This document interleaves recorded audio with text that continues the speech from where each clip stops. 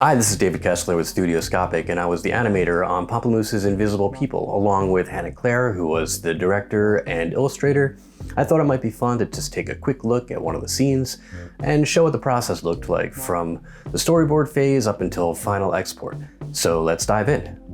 So here we are at the storyboard phase. This was what I originally got from Hannah, and the one that we're going to look at right now is the car scene. Here it is in Photoshop after Hannah made several layers, and here is Cinema4D. You can see I was able to project Hannah's illustration onto some very rudimentary 3D objects. Obviously, if you move the camera around too much, the illusion breaks, but it gave me just enough three-dimensional information to be able to have the car move and wobble, change perspective just slightly to make it look just not quite flat. And here's an illustration of the facade of one of the buildings. I asked Hannah to give me the front and sides of a few different buildings that I could use to create 3D models. So now I'm doing some animation in Cinema 4D with the car rolling down the street. And here you can see the entire city, the street. And one of the things I liked about Hannah's illustrations is that there are many layers. Things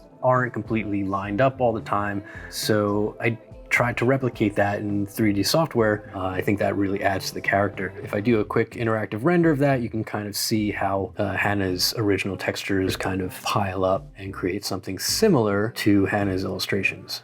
I put the lampposts and the buildings into cloner objects and a little bit of rotation. Deforming most of the geometry is some Cinema 4D deformers. That just kind of gives all the geometry a little bit of a wobble. So every frame is slightly different, and that helps to give it that cell animated style. Jump over to After Effects, and this is where things start getting possibly even more complicated. All the layers in Cinema 4D are exported separately so that I could composite them together in After Effects. Here's the final comp of that scene with many pre-comped layers. Let's look at the car.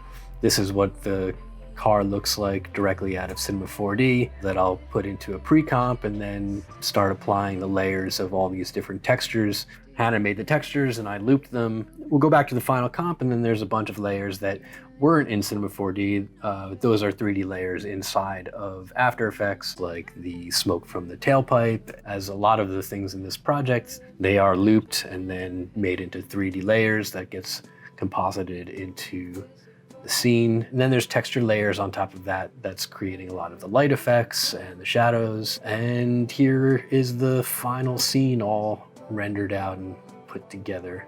Overall, I'd say it took about 4 or 5 days to get most of this 16-second shot. If you want to see the whole video, go to Pomplamoose's YouTube page. It is currently online, and you could also get their album, also called Invisible People. If you want to check out more of my work, my Instagram is @DSKessler. Check out Hannah Clair's illustrations. On Instagram, it's @Hannah Clair Illustration. Thanks, bye.